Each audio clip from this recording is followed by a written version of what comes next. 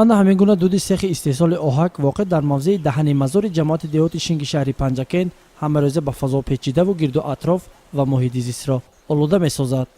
сокиноне ки дар рӯстоҳои наздик ба ин корхона зиндагонӣ мекунанд аз паҳншавии дуди ғализу бӯи бади ин коргоҳ чанд сол аст ки ранҷ мебурдаанд. чанде аз онҳо дар ин бобат андешаи хешро чунин баён намуданд. ман нӯмонова кибриёй истиқоматкунандаи деҳаи рашнаи поён. ҳоло мо дар назди заводи оҳакбарорӣ қарор дорем. ин завод 4 сол боз дар минтақаи мо фаъолият мекунад, вале аз ҷиҳати ҳамин саломатии кӯдакон, наврасон низ ҳамин завод таъсири манфии худаша расонда истодааст. ҳозир кӯдакони мо хеле ба касалиҳо осебпазир гардиданд.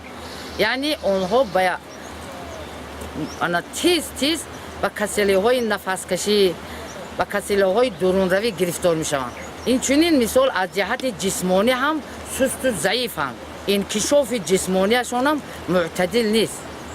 солҳои охир ҳамин ҳам ба фикри ман ки аз таъсири ҳамин газҳои нолозиму зарарноке ки аз ҳамин завод баромада ба ҳамин фазои маҳалли мо паҳн мешавад, ба ҳамин вобастагӣ дорад.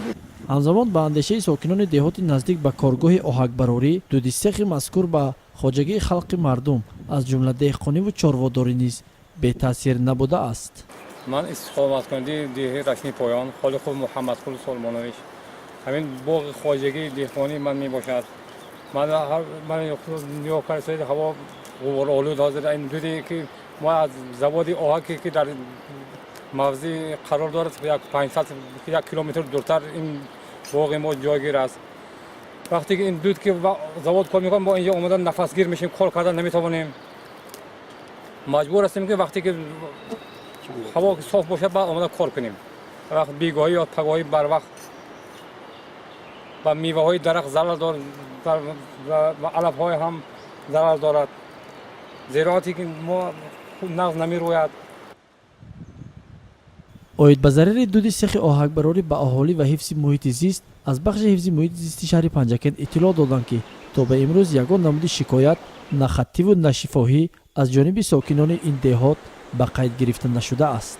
дар фаъолияте ки ман 11 моҳ ҳамчун мудири бахш кору фаъолият менамоям, аз тарафи сокинони ҷамоати деҳоти Шин ягон хел шикоят хаттӣ ё шифоӣ ба мо нарасидааст. агар дар ҳолати ба тариқи шифоӣ ё ба тариқи хаттӣ шикоят бошад, дар ҳақиқатан мо рафта дар ҷояш дида баромада метавонем. дар ин завод истеҳсоли оҳак ба роҳ монда шудааст ва оҳаке ки дар ин ҷо истеҳсол мешавад дар корхонаи муштараки Зарафшон ҳамчун маҳсулот ба кор бурда мешавад. вале чуноне ки мебинед ҳангоми истеҳсоли оҳак аз ин ҷо дуди ғализе ба фазо хориҷ мешавад ки он метавонад ба ҳифзи муҳити зист ва ба саломатии мардуми гирду атрофи ин мавзеъ бетаъсир намонад. оид ба санҷиши коргоҳи мазкур ҷаноби Ашраф Ғафуров, сардори бахши ҳифзи муҳити зисти шаҳри Панҷакен мегӯяд, соли як маротиба аз ҷониби бахши ҳифзи муҳити зист дар кӯни оҳак санҷиш гузаронида мешавад. аз тарафи мутахассисони бахши ҳифзи муҳити зисти шаҳри Панҷакен ва бо якҷоя бо мутахассисони раёсати ҳифзи муҳити зисти вилояти Суғд ҳар сол як бор дар корхонаи муштараки Зарафшон ба пуррагӣ тафтиш гузаронида мешавад. аз он ҷумла дар сехи оҳакпазии даҳани мазор. вақте ки мутахассисон бинанд агар дар ҳақиқатан агар вай дар айни ҳол филтр надошад, вай мо ба тариқи санад тартиб дод, ба тариқи суд вай корхона фаъолияташа манъ мекунад. аммо дар ҳамин ҳол вакили ҷамоати деҳоти Шинг Аюбҷон Худойдодов мегӯяд бо вуҷуди он ки масъалаи сехи мазкурро кайҳо ба миён гузошта будем, вале ин масъала то ба ҳол ҳалли хешро наёфтааст. заводе ки дар ҳамин сохта шудааст нисбати муҳити зист бисёр камбудӣ дорад, чунки якбор дар маҷлиси вакилони ҷамоат шикоят карда буданд ки ҳамин оби аҳаке ки дар ҳамин ҷо меравад, мардуме ки дар поёни об ҳастанд ба онҳо зарари ҷисмонӣ мерасонад.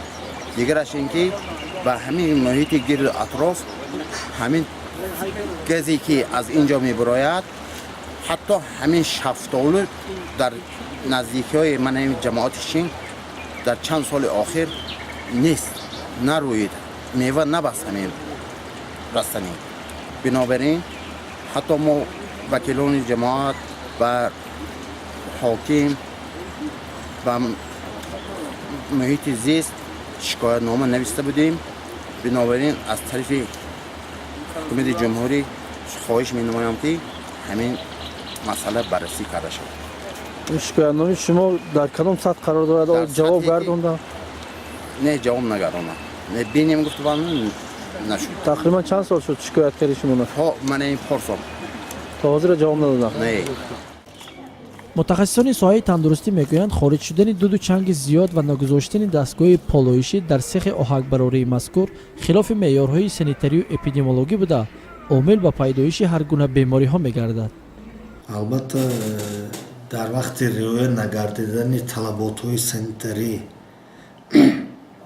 و تکنیک بی‌خطری وقتی که دود و گازهای خارج شونده به بی تازه شوی به اتمسفر پرتافته می شود به سلامتی انسان اساساً در به راه‌های نفس‌کشی انسان ضرر می‌رساند.